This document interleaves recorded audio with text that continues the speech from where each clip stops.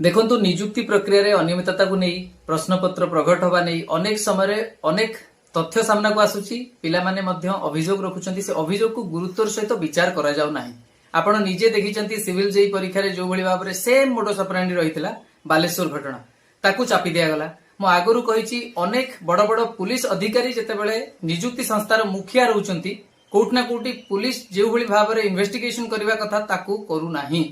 आपण देखंतु special OTT नहीं जो भली भाबरे मामला सामना को आसीथिला सेथिरे किछि अरेस्ट भी हेइथिले जो माने कि सेही संस्थार अंशविशेष थिले। वर्तमान देखंतु एई पुलिस नियुक्ति को नहीं जेतेबेले प्रश्नपत्र लीक होउची सेतेबेले पुलिस अधिकारी के अरेस्ट होवार आमे देखि पारु ना। सेटा मते बहुत आश्चर्य लागुची काहे कि ना आपण देखंतु एई जो नियुक्ति को नहीं प्रश्न उठिची से पुनी पुलिस भर्ती रे से पुलिस भर्ती रे जेतेबेले पुलिस निजे नियुक्ति रे अनियमितता को रोकिबा पई ओ डबलएससी पाखरु निज पाखकु आनिला जे आमे नियुक्ति करिवु एटा देखंतु मार्च रे मध्ये परीक्षा होबार थिला किंतु सेते बेले ताकू कैंसिल कराला।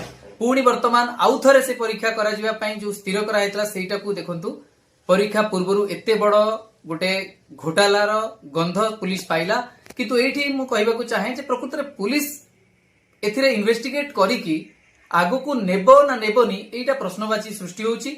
एबे भी संदेह अछि जदि पुलिस धरुचंती अनेक समय घोटालार पर्दाफाश करुचंती किंतु ताकू शेष पर्यंत नेकी तार मूल खोजिकी पाउनांती बा खोजिकी कढ़ा जाउ नाही।